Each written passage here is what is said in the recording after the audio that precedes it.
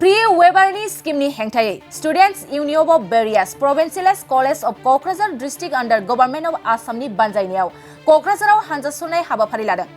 कक्राझार जिल्लानि सिङाव थानाय सोरखारि फरायसालिमाफोरनि फरायसा फरायसुलिफोरा खौसे कक्राझार सहराव हानजा सुरदों।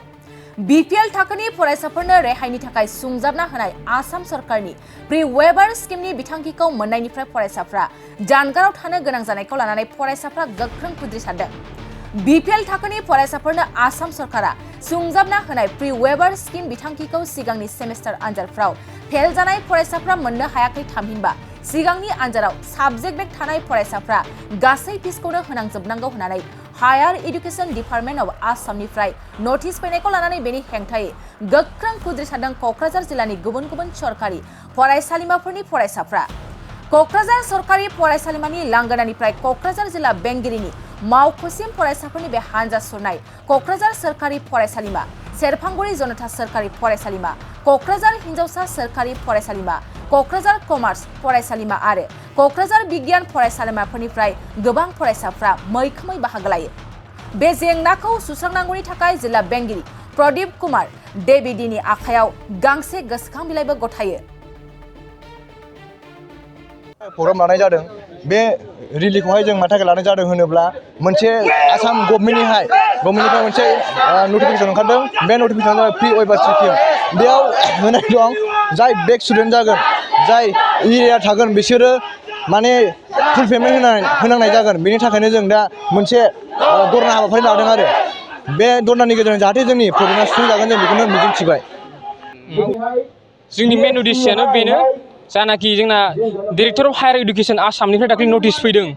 बे नटिसआव लिरनाय दङ जानाखि जोंनि स्टुडेन्टसफ्रा जुदि नेक्स्ट सेमिस्टार बा third semester, fifth semester, second year ओमफ्राय third year of degree course जुदि बिथांमोना third semester, fifth semester admission लानायाव बिथांमोना जुदि बीपीएल केटेगरिनि बा बिथांमोना इनकाम सार्टिफिकेट दं, इनकाम सार्टिफिकेट दंसेयावबो माने बिसोरनि इनकाम सार्टिफिकेटआ इनभेलिड जाहैयो। मानोना बे रिजल्यूशन जानाखि स्टेट गभर्नमेन्टनिफ्राय लानाय दं बाय लिरनाय दं खि जुदि बिथांमोना प्रिभियास सेमिस्टार्स बा सेमिस्टार एग्जाम होखांनायफ्राव एरियार दंब्ला बिस्रा फुल पेमेन्ट होनांगौ। बिसोरनि बीपीएल पेमेन्टआ बाहाय सोलिनाय नङा आरो बे बीपीएल पेमेन्टखौ होआलासिनो बिसोर एपीएल पेमेन्ट जानाखि फुल पेमेन्टखौ होनांगौ। दा बेखौ जोंनि स्टुडेन्टफ्रा जों गनायनानै लानो हायाखै। दा बेनि एगेन्स्टै जों बे दिनै रेलिखौ लानाय जादों जाहाथे गभर्नमेन्टआ बिनि सलिउसनखौ जोंनो थाबैनो होयो। दा बेखौ जोंनो नांगौ आरो बे सलिउसनखौ। दा बेनि थाखायनो बे रेलिखौ जों दिनै लानाय जादों। आरो जोंनि मोनसे प्रब्लेमा बेनोबाव आरोबाव जोंहा जानाखि गुवाहाटी इउनिभारसिटियाव 30% पास जायो। दा जोंहा बड'लेण्ड इउनिभारसिटियाव पास जानो थाखाय 40% नांगौ। दा एभारेज स्टुडेन्टसफोरा माने प्रब्लेम जायो बाहाय माने बांसिनानो जोङो रिजाल्टफोराव नुनो मोनो बिराद बुरजा माने बांसिनानो मेक्सिमामनो फेलखौ जों नुनो मोनो। फेल माने बिसोरनि पेपार्सआव बेक थायो। गासिबो बेकआव मोनसे मोननैयाव बेक फैखाथारो बेबायदि जों नुनो मोनो। 30%सोल' पास जायो, फुल पास माने फुल क्लियार जायो। बिनि माखासे जानाखि 70%फोर दं बिसोर माने बेकआनो फैयो। दा बेबो जोंनि मोनसे मेन प्रब्लेम जानानै दं। दा बेनिबो जोंनो सलिउसन नांगौ। दा बेनि एगेन्स्टैनो जों बे दिनै रेलिखौ लानाय जादों। बे जोंनि रेलियाव जोंनि बाहागो लाफैनो हानाय कलेजनि जाहैबाय नाराबारि गार्लस कलेज, जनता कलेज, क'क्राझार गभर्नमेन्ट कलेज, जोंनि कलेज बे थाबाय आरो जा साइन्स कलेज, कमार्स कलेज बिथांमोनखौ लेंहरनाय जादोंमोन। दासिमबो नुजाफैथ'वाखै, जानो हागौ एसे लेट फैगोन नाथाय नुजाफैगोन बेखौ आं आसा थाबाय आरो। बाजाज बाइक लानो गोसो गुदुं सुबुंफोरनि थाखाय मोजां खौरां।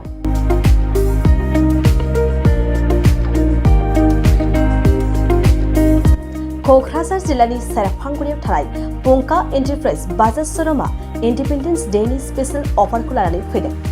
बे श'रुमाव थांनाय 1 आगस्तनिफ्राय 31 आगस्तसिम इन्डिपेन्डेन्स डेनि स्पेशेल अफारजों लोगोसे एक्सचेन्ज होगासिनो दं। बायग्रा सुबुंफ्रा एसेल' बिबांनि रां होग्रोनानै प्लेटिनियानि गासैबो बाजाज सिटीनि गासैबो मडेल आरो पालसार 125नि गासैबो मडेलफोरनि बाइकखौ आरसि इन्सुरेन्स लाफानानै 10,999 रां बेसेनावनो लवेस्ट डाउन पेमेन्ट होनानै बाइक लानो हागोन। नोंथांमोना सेरफांगुरि आरो सराइबिलाव थानाय पंका एन्टारप्राइज बाजाज श'रुमाव इन्डिपेन्डेन्स डे स्पेशेल अफारनि खाबुजों नोंथांनि लुबैनाय बाजाजनि बाइकखौ लांफैनो हागोन।